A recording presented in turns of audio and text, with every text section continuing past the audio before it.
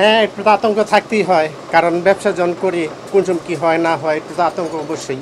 আমার আমরা বুড়ো গাড়ির কাছে বিক্রি করি, এমনি কারখানায় বিক্রি করি, সোয়াগ সিন্ডিকেটের কাছে না। ওই মাল হ্যাঁ, যে মাল কিনে ওই মাল আমাদের আসে না। হ্যাঁ, ভাঙ্গারি কিন্তু সম্ভবত, হ্যাঁ ভাঙ্গারি কিন্তু এটা শুনছি আর কি, অত বলতে পারবো না, কারণ তাদের ব্যবসা ভিন্ন, আমাদের ব্যবসা ভিন্ন। সপ্তাহ হ্যাঁ, সপ্তাহ ভাঙ্গারি এক না, ভাঙ্গারি তো বেশ আছে আইটেম অনেকগুলো। হ্যাঁ, এক আইটেম কিনে আমরা আরেক আইটেম কিনি, মানে যে সোহাগ যে আইটেম কিন্তু এমন আরও কয়েকজন কিন্তু কিংবা আমরা তো শিওর জানি না কিছু, এটা কি থেকে কি হয়েছে এটা তো আমরা সব বলতে পারবো না, কারণ একটা মানুষের মনের ভিতরে কি আছে এটা তো আমরা বলতে পারবো না। আমরা তো এখানে আছি 7 বছর ধরে, তো তার লোকজন কিন্তু আজকে 1 সপ্তাহ হয়ে গেছে, সবাইকে জানি কি হয়েছে না হয়েছে, নতুন কিনা এগুলা ধারণা যেটা আমরা জানি সেটা সবই ফ্লাশ। সেটা কি সব ফ্লাশ হয়ে গেছে। কি জানার জিনিসটা কি ভাই, এগুলা নতুন করে কিছুই বলি, সব ফ্লাশ হয়ে গেছে। কোনটা সত্য কোনটা মিথ্যা এগুলো এখন এই আমি ঢুকছি, আমি ইউটিউবে ঢুকলাম, ফেসবুকে ঢুকলাম, সবই মাঝে জানি। আমি তখন এটাই শুনতেছি, টক শুনতেছি সিন্ডিকেট ব্যবসা নিয়ে।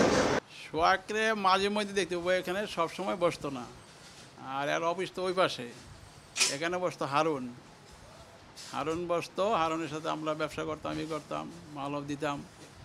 দেখার পরে তখন এই যে এর মধ্যে এই অবস্থা হয়ে গেল, যেদিন মাল নিয়ে গেলো, কোন দিনে কখন আসছে আমরা দেখিনি, যখন ধরে নিয়ে যাইতেছে তখন আমরা শুনলাম সোহাগরে ধরে নিয়ে গেল। এটার লোক তো আমি দেখিও না, চিনিও না, মারতে মারতে নিয়ে গেল ধরে। অন্য সিন্ডিকেট বলতে আমাদের ওসম তো চিনি না, জানি না যে ওদের সাথে কী কথা হইতেছিল, কার সাথে হইতেছিল তো আমরা জানতাম না। এখন শুনি যে সময় শুনছি ওরা এদের সাথে ব্যবসা হতে চাইছিল, এটা কারা তাও তো জানি না। রেট মাঝে মধ্যে পরিবর্তন করতো, মাঝে মধ্যে দাম বাড়লে কমলে বাড়াইতো কমাইতো, এটা আর কি। এইগুলা বিভিন্ন মগরসল থেকে পার্টিরা খুচরা খুচরা করে আনে বস্তায় করে আমাদের এখান দিয়ে যায়, আমরা এখান থেকে এটা ওনারা করছে।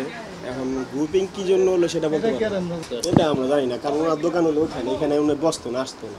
চানাকুটি চিকাকুটি এটা গলির মাথা, অফিস ছিল, অফিস বলে ওখানে আসছিল, ওখানে বসতো। এদিকে দোকানে 2 মাস যাবত দোকান নিচ্ছে। তামা দেখলে পুলিশ আটকায় দিত, সিলভার দেখলে পুলিশ আটকায় দিত। এখন এগুলি তো সব বেসরকারি প্রতিষ্ঠান, বেসরকারি হাতে চলে গেছে। এখন এগুলি নিয়ে এখন যে ক্ষমতা আসে তারা হিসাব করে, সেই মাল তো আর এখন আসে না, এগুলি টেন্ডার হয়ে যায়। হ্যাঁ, প্রত্যেকটা তো এরকম করে। আমরা চাই এটার মুক্তি চাই, ব্যবসায়ীরা এটা মুক্তি চায়, তারা স্বাধীনভাবে ব্যবসা করতে চায়। কারণ সবারই তো মনে করেন ব্যবসায়ীরা কেউ শান্তিতে নাই, সবাই অনুষ্ঠানে আছে ভাই ব্যবসা করে, কারণ ব্যবসা তো নাই কেমনি, এমনি তো ব্যবসার মনে চতুর্দিক সরে গেছে। মূল আমাদের ব্যবসাকে মূল কেন্দ্র কিন্তু রজনী বসতে, আর এখানে একটার পর একটা মনে করো অঘটন করতে থাকে। মনে করো এটা নাকি আলাউদ্দিনের স্যার রাখি জায়গাটায় আইলে অনেক কিছু হয়ে যায়। এটার জন্য বিভিন্ন ধরনের মানুষ আসে, আইসা তারা দেখে গ্রুপিং করে আইসা পড়ে। এই গ্রুপ থেকে বাঁচতে চাই, আমরা গভর্নমেন্টের কাছে জানতে চাই যে এটা থেকে আমরা কবে মুক্তি পাবো। হ্যাঁ, গ্রুপিং থেকে এখান থেকে সরকারি অনেক প্রতিষ্ঠান আছে, জায়গা আছে, যেটা জনগণের অধিকার। কার অধিকার? সরকার কার? জনগণের। সরকারের অনেক প্রতিষ্ঠান আছে যেখান থেকে হাজার হাজার লক্ষ লক্ষ টাকা এখানে ইনকাম হয়, সেগুলি আজকে সরকার বঞ্চিত, জনগণ বঞ্চিত। এইসব জিনিস নিয়ে মনে করেন হইতেছে এটা কেনার জন্য গ্রুপিং কি এটা একটা ব্যবসা করতো, এরা একসাথে ব্যবসা করতো, এরপর আবার এরা আলাদা ডিভাইড হয়ে গেছে। ডিভাইড হয়ে যাওয়ার পর এই ভিতরগত কী হয়েছে তা তো আমরা বলতে পারি না।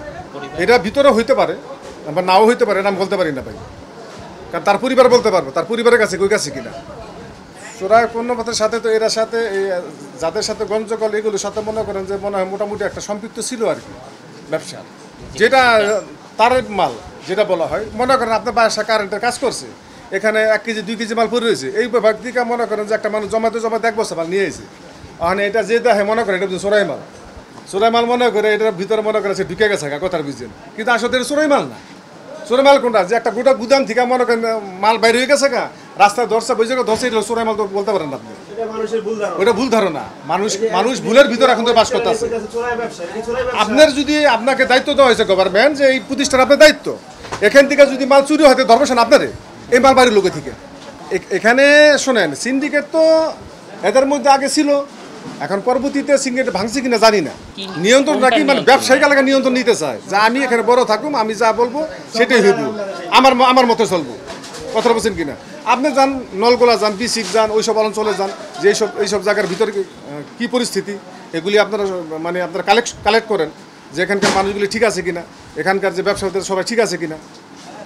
কিছু মানুষের কারণে আমাদের ব্যবসাগুলি মনে করেন নষ্ট হইতেছে আছে। এই যে মনে করেন যে এই ঘটনা ঘটছে, এখানে তো 30-40 জন 50 জন মানুষ হয়েছে, এরা তো মনে করেন যে স্থানীয় বাহির মিলে নিয়ে আছে, কথাটা বুঝছেন। তাহলে ব্যবসায়ীরা কেন দুর্ভোগে বলতে পারবো, কথা বুঝছেন?